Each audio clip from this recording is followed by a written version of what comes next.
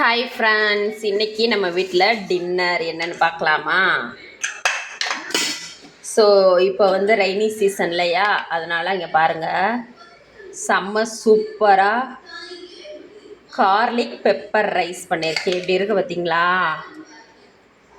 அப்பா, ஆவி பறக்க இருக்கு,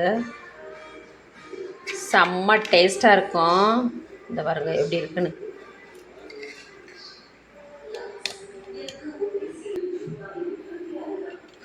இங்கே பார்த்தீங்களா,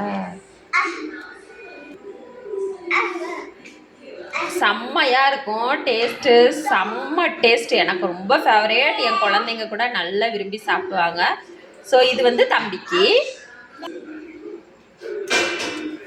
இது பாப்பாவுக்கு. தட்ஸ் ஆல், அவ்வளவுதான். இன்றைக்கி நம்ம வீட்டில் நைட்டு டின்னர் இது தான்.